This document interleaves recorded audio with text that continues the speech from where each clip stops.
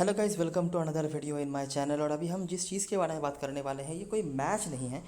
ये जो है परसों से शुरू होने जाने वाला रॉयल लंदन कप, उसके बारे में कुछ प्रीव्यू आप कह सकते हैं।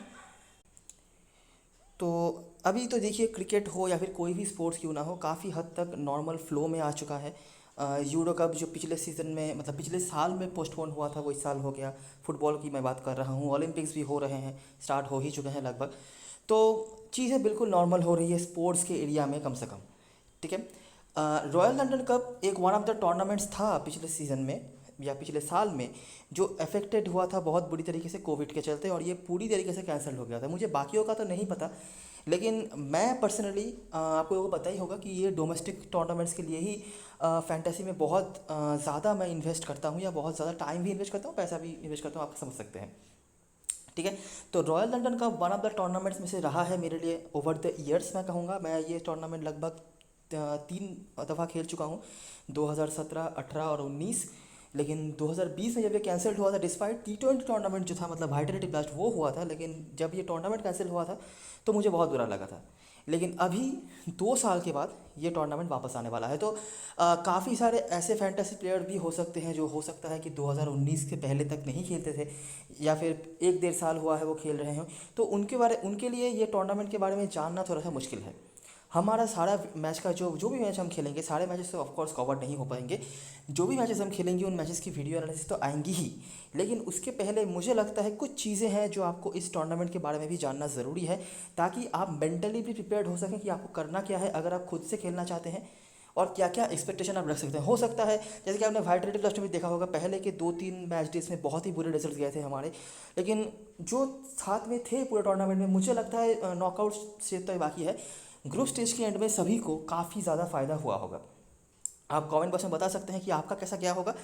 तो अभी स्टार्ट करते हैं इस टूर्नामेंट के बारे में कुछ बातें। पहली बात तो ये कि ये RLOTC क्या है, आप समझ सकते हैं, रॉयल लंदन वनडे कप। ये क्या है, ये मैंने विकीपीडिया से कॉपी पेस्ट करा हुआ है। जिनको नहीं पता है, जो पता तो होना चाहिए, क्योंकि कुछ दिन, मतलब एक दिन बाद ही टूर्नामेंट है। तो ये लिस्ट ए टूर्नामेंट है इंग्लैंड का। लिस्ट ए मतलब क्या होता है, डोमेस्टिक 50 ओवर टूर्नामेंट।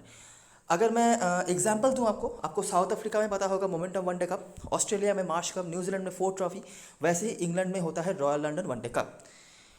इस साल में ये कुछ अलग तरीके से होने वाला है। पिछले सालों में क्या होता था कि कुछ कुछ अलग चीज़ें होती थी, वो क्या होती है, और इस साल में क्या अलग होने वाला है, वो सब हम यहाँ पे बात करेंगे। लास्ट टाइम क्या हुआ था, जैसे मैंने आपको बताया कि कोविड के चलते नहीं हो पाया था 2019, 2020 का जो सीज़न था वो 2019 का लास्ट सीज़न था, जिस बार सॉमरसेट चैंपियन हुई थी। सॉमरसेट और हैम्पशायर का फाइनल हुआ था। हैम्पशायर काफ़ी स्ट्रॉन्ग टीम है, जो अब जब हम वीडियो एनालिसिस स्टार्ट करेंगे उनके मैचेस के बारे में, आपको समझ में आ जाएगा इस फॉर्मेट ऑफ द गेम में, चाहे T20 में या 4 डे मैचेस में, वो कुछ भी करें। स्ट्रक्चर क्या होता है, मतलब जैसा वाइट रेड लास्ट में आपको आपको देखने को मिला होगा कि 2 ग्रुप्स में लगभग 16 टीमें जो होती हैं, 16 नहीं 18 टीमें होती हैं, 9 टीम पर ग्रुप हिसाब से यहाँ पर भी डिवीजन होता है। लेकिन नॉकआउट स्टेज यहाँ पर थोड़ा सा अलग होता है। यहाँ पर क्या डिफरेंस है कि ईच ग्रुप से 3 टीमें जाती है, जबकि कि आपने वाइट रेड में देखा होगा कि 4 टीमें जाती हैं पर ग्रुप से नॉकआउट स्टेजेस में। यहाँ पर से 3 टीमें जाती हैं, और उसके बाद नॉकआउट जो मैचेस हैं वो तैयार किए जाते हैं। मतलब पहले स्थान पर जो टीमें ख़त्म करती है दोनों ही ग्रुप्स में से, मतलब ग्रुप ए का फर्स्ट प्लेस में ख़त्म करने वाला बंदा टीम, और ग्रुप बी का फर्स्ट प्लेस में ख़त्म करने वाला टीम डायरेक्टली जाता है सेमीफाइनल में। उसके बाद सेकंड और थर्ड प्लेस में जो दो टीमें रहती हैं, उनके बीच में एक लगभग आप समझ सकते हैं सेमीफाइनल टाइप होता है। वहाँ से जो 2 टीम जाते हैं वो अलग से सेमीफाइनल खेलते हैं ऑलरेडी क्वालिफाइड फर्स्ट प्लेस वाले टीम के साथ। ठीक है। तो ये स्ट्रक्चर होता है, ये आपको पता चल भी जाएगा, लेकिन मैं पहले से आपको बता रहा हूँ ताकि आपको पता चले पहले से। अभी ये तो है टूर्नामेंट के बारे में। मतलब ये अगर आप फैंटेसी नहीं खेल रहे होते, अगर आप एज ए फ़ैन या फिर एज ए व्यूअर देख रहे हो, तो आपको ये सब जानना ज़रूरी है। ठीक है। लेकिन अगर आप फैंटेसी की तरफ से बात करेंगे, तो क्या हो सकता है इस टूर्नामेंट में, आप किस तरह का एक्सपेक्टेशन आप रख सकते हैं। पहली बात तो ये आपको पता ही होगा, अगर आप थोड़ा ज़्यादा दिनों तक खेल रहे हैं फैंटेसी में, सबको shorter format of the game पसंद है, और इसीलिए T10 का इतना लोगों को क्रेज़ है। सबको पता है T10 का क्या स्टैंडर्ड है, मैं कुछ बताना नहीं चाहता क्या होता है, किस तरह के लोग खेलते हैं, लेकिन उसके बावजूद भी लोग T10 के पीछे पागल हुए पड़े हैं। रीज़न एक ही है कि 2 घंटे 2.5 घंटे के भीतर उनका पैसा जो है आना है, अगर आता है तो वो आ जाता है, और जाना है तो जा जाता है। ठीक है। लॉन्गर फॉर्मेट जैसे कि 4 डे मैच, 5 डे मैच, चाहे वो कितना भी अच्छा क्यों हो, लोग इंटरेस्ट कम दिखाते हैं। तो यही चीज़ यहाँ पर भी आता है। एक तो डोमेस्टिक सर्किट, मतलब बहुत ही कम प्लेयर्स ऐसे होते हैं जो बड़े नाम वाले हैं, ठीक है। और उसके बाद 50 ओवर टूर्नामेंट, तो इसीलिए बहुत कम लोग होते हैं जो इन पर इंटरेस्ट दिखाते हैं। और इसीलिए क्या होता है, जो बड़े बड़े चैनल्स वगैरह होते हैं वो ये सब टूर्नामेंट कवर नहीं करते हैं। तो इसीलिए ऑटोमेटिकली ये टूर्नामेंट ओवर द ईयर्स या फिर किसी भी कंट्री का क्यों ना हो, एक लेस कम्पिटिटिव टूर्नामेंट बन के रह जाता है, ठीक है। 50 ओवर टूर्नामेंट की बात कर रहा हूँ, या सिर्फ रॉयल लंडन कप के लिए नहीं, किसी भी 50 ओवर टूर्नामेंट के लिए अगर आप ओवर द ईयर्स खेले होंगे तो आपको पता होगा। इस साल में हालांकि चीज़ें और भी ज़्यादा अलग होने वाली है। क्यों अलग होने वाली है? क्योंकि आप लोगों ने अभी तक चलिए 1 डेढ़ महीने या 2 महीने तक वाइटलिटी ब्लास्ट में खेला होगा, लेकिन अगर आप सोच रहे होंगे कि जो प्लेयर्स हमने वाइटलिटी ब्लास्ट में देख के रखे थे वही प्लेयर्स यहाँ पे खेलेंगे, तो आप गलत हैं, ठीक है। एक तो पैरेलली एक टूर्नामेंट होने वाला है, उसके बारे में हम जस्ट इसके बारे नेक्स्ट सेक्शन में ही बात करेंगे।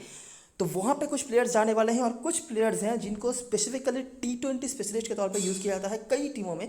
तो जो प्लेयर्स T20 में हैं, जिनके बारे में आपको काफ़ी नॉलेज भी हो चुका होगा, ज़रूरी नहीं कि वो 50 ओवर टूर्नामेंट में खेलें, ठीक है। तो वो नॉलेज पूरी तरीके से आपके काम पे आने वाला है नहीं। बहुत सारे ऐसे नए प्लेयर्स या नए नाम आपके सामने आने वाले हैं जिनके बारे में ओवर द मंथ्स जो इतने सारे आपने मैचेस खेले हैं, चाहे वो 4 डे हो चाहे वो T20 हो, आपने उनका नाम नहीं सुना होगा, तो उनके बारे में लोगों को काफ़ी आइडिया कम होगा। तो वो भी एक अलग फील्ड आपके लिए तैयार कर सकता है, लेस कम्पिटिटिव वाला।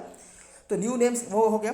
और जैसा मैंने बताया कि वाइटलिटी ब्लास्ट का नॉलेज यहाँ पर हमेशा काम पे आएगा, ज़रूरी नहीं। मैं ऐसा नहीं कह रहा कि जो प्लेयर्स वाइटलिटी ब्लास्ट में अच्छा करे हैं वो यहाँ पे नहीं करेंगे, ऐसी बात नहीं है। लेकिन अगर आप सोच रहे हो कि 100% वाइटलिटी ब्लास्ट का नॉलेज आप यहाँ पे काम पे लगा सकते हो, तो आप बहुत बड़ी गलती करने वाले हो, क्योंकि ऐसा यहाँ पे होने वाला है नहीं। तो ये तो हो गया टूर्नामेंट की बात है, मतलब किस तरह के प्लेयर्स के ऊपर आप किस तरह की सोच रख सकते हैं, क्या क्या नया यहाँ पे हो सकता है, ये कुछ हद तक आइडिया मैंने आपको दिया है। अभी सबसे बड़ा जो इफेक्ट है, जो इस सीज़न में ही रॉयल लंडन कप पे इफेक्ट जो है इसका पड़ने वाला है, वो है द 100 का। अभी तक तो आपको पता चल ही गया होगा कि ये एक टूर्नामेंट शुरू होने वाला है जो इंग्लैंड क्रिकेट बोर्ड अरेंज करने वाली है। मतलब क्या होगा ये तो आपको समय आने पे पता चल ही जाएगा। मैं यहाँ पे उसके बारे में बताना नहीं चाहता, लेकिन जो यहाँ पे बताना ज़रूरी है, ठीक है, वो है ये कि 100 में जो मेन बड़े वाले प्लेयर्स हैं हर टीम के तरफ से, चाहे वो कोई भी टीम क्यों ना हो, मतलब 18 टीमें हैं। आपको शायद, अगर मैं फॉर एग्जांपल एक टीम आपको बताऊं, समझ लीजिए हैम्पशायर की टीम। तो अगर आपको मैं बताऊं, इतने दिनों तक आप हैम्पशायर की टीम के साथ खेले होंगे या उनकी टीम को देखे होंगे, तो अगर आपसे मैं पूछूं कि हैम्पशायर की टीम में अगर आपको बताया जाए कि 2 बड़े प्लेयर्स के नाम बताइए, तो अनडाउटेडली आप जेम्स विंस, डार्सी शॉट या लियम डॉसन जैसे प्लेयर्स के नाम ज़रूर से बताएंगे, जो इंटरनेशनल कैलिबर भी रखते हैं, इंग्लैंड के होकर भी खेल चुके हैं, डार्सी शॉट ऑस्ट्रेलिया के होकर खेल चुके हैं, ओवर द ईयर्स काफ़ी सारे फ्रेंचाइज क्रिकेट भी खेल चुके हैं, तो ये बड़े प्लेयर्स हैं, ठीक है। तो ऐसे जितने भी बड़े प्लेयर्स हैं, जितने भी टीम के, काउंटी टीम के, सब अभी जाने वाले हैं 100 में, ठीक है। इस मोमेंट पे अगर आप ड्रीम 11 खोलेंगे और आप अगर किसी भी जो मैच अभी तक जो लिस्ट करा है रॉयल लंडन कप का, किसी भी टीम का अगर आप देखेंगे जो जिनका सिलेक्शन परसेंटेज अभी 80 या 90 है, मोस्ट ऑफ द प्लेयर्स जो हैं वो चले जाएंगे 100 में। इसका मतलब क्या हुआ कि जिनके बारे में लोगों को इस मोमेंट पे खड़े होकर सबसे ज़्यादा आइडिया है, वो अवेलेबल ही नहीं होंगे खेलने के लिए। सिर्फ वही बात नहीं है, सिर्फ बड़े बड़े प्लेयर्स या इंटरनेशनल कैलिबर वाले प्लेयर्स को लेकर तो आप टीम नहीं बनाते हैं, कुछ डोमेस्टिक प्लेयर्स भी होते हैं। इवन डोमेस्टिक में भी जो प्लेयर्स बेस्ट परफॉर्म कर रहे हैं, उनमें से भी काफ़ी प्लेयर्स को 100 की टीम्स में इंक्लूड कर दिया गया है। मैं एग्जांपल देता हूं आपको, ठीक है।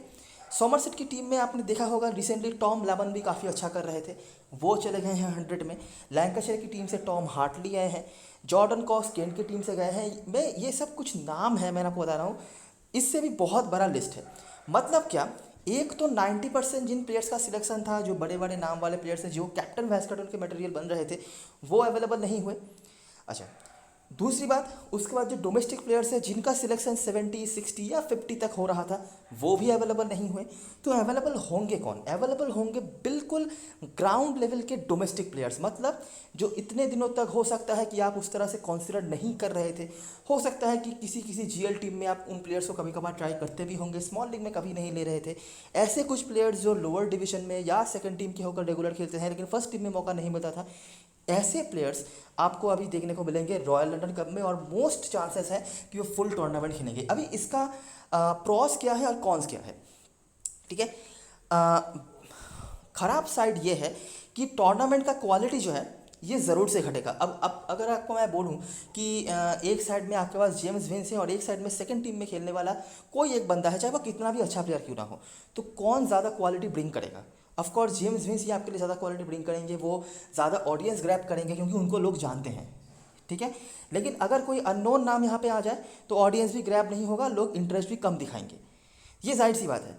लेकिन एक चीज़ समझ लो, ठीक है, चाहे आप इंडिया वर्सेस पाकिस्तान का मैच खेलो या फिर केनिया वर्सेस उगांडा का मैच खेलो, पैसा तो आपको बराबर ही मिलने वाला है, ठीक है। अगर मैं स्मॉल लीग की बात करूँ, ऑफ कोर्स अगर आप ग्रैंड लीग खेल रहे हो तो इंडिया पाकिस्तान के मैच में शायद ड्रीम इलेवन बहुत बड़े बड़े ग्रैंड लीग को अरेंज करेंगी, जो कि उगांडा वाले मैच में नहीं करेंगी। लेकिन अगर आप स्मॉल लीग खेल रहे हो तो अगर आप फॉर एग्जांपल मैं बता रहा हूँ कि अगर आप 299 का लीग खेल रहे हो 4 मेंबर वाला, तो सेम ही आपको विनिंग मिलने वाला है, ठीक है।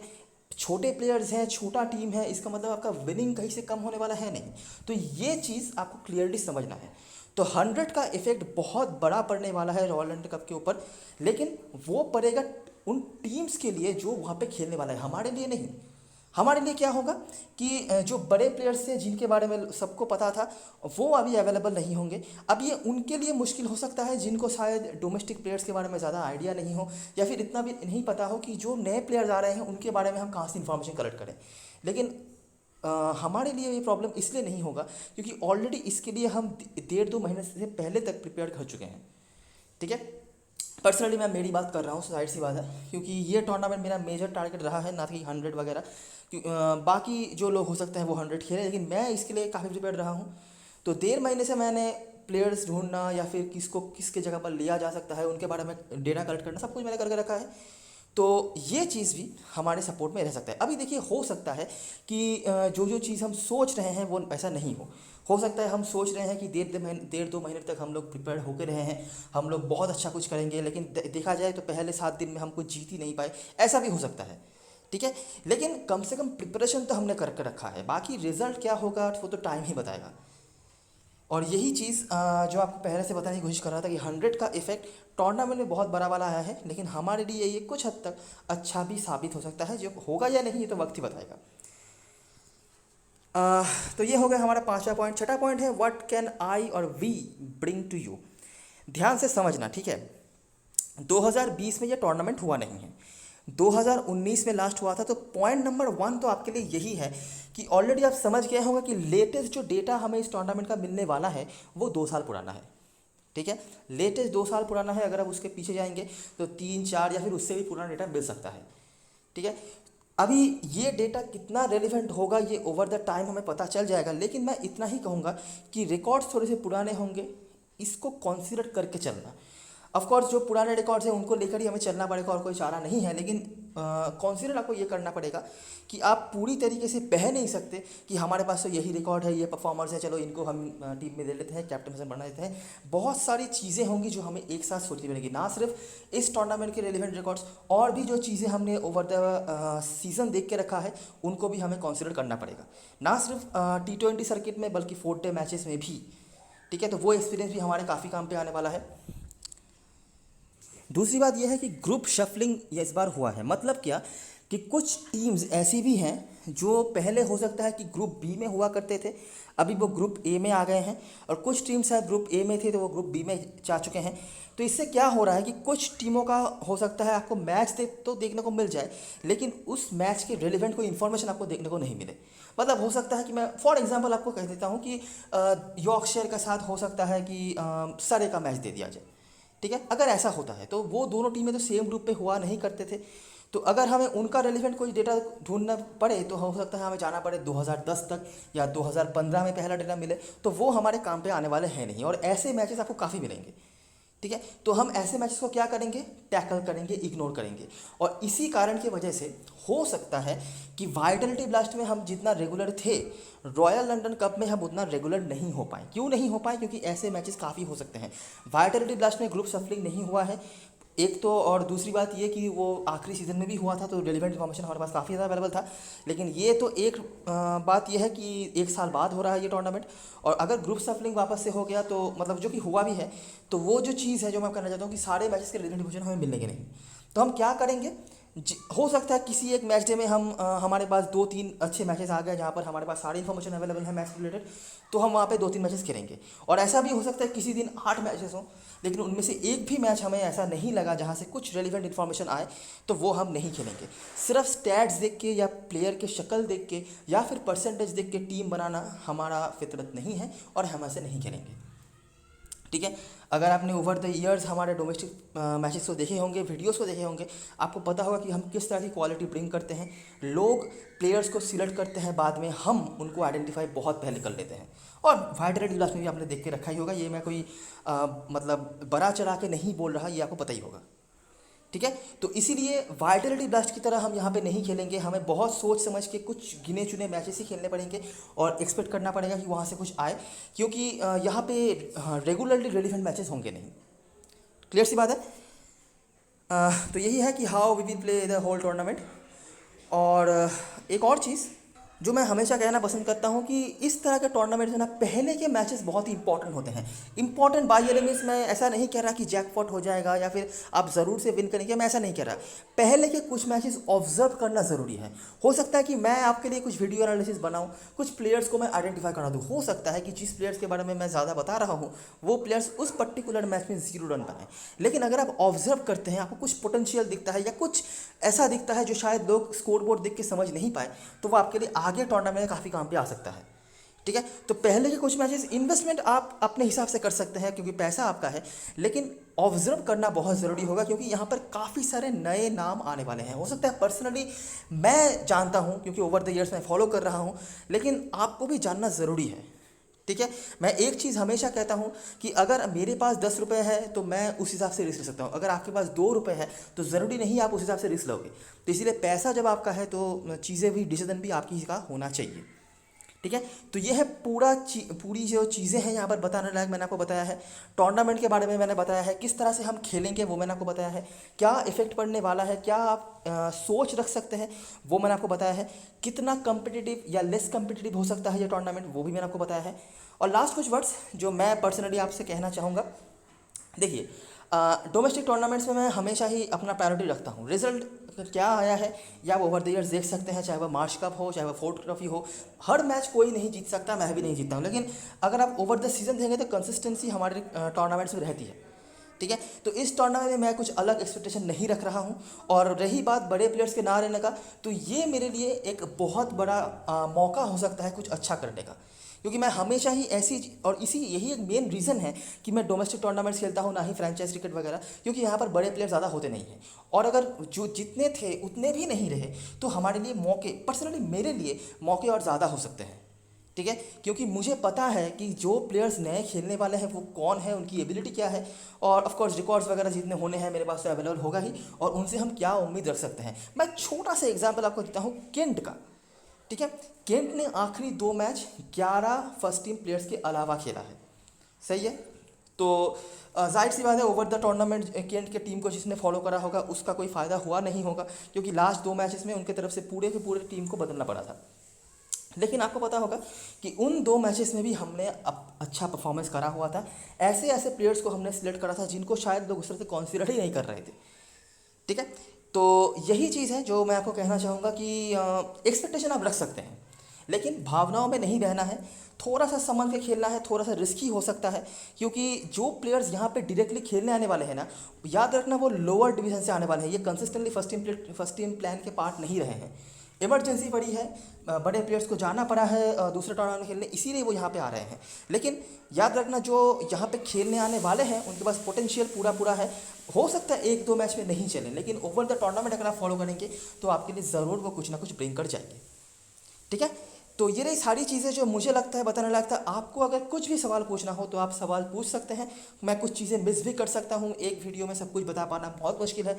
अगर आपको कुछ पूछना है तो आप कमेंट बॉक्स में बिल्कुल बेझिझक पूछ सकते हैं, मैं कोशिश करूँगा सवाल का जवाब देने का। और उम्मीद रखते हैं कि इसके पहले जितने भी लिस्ट या टूर्नामेंट्स हमने खेले हैं, मतलब डोमेस्टिक 50 ओवर टूर्नामेंट्स जो मैंने आपको नाम पहले ही बताया, उसकी तरह हम यहाँ पर भी काफ़ी अच्छा रिजल्ट हासिल कर पाएँ। तो best of luck for this tournament and goodbye for now.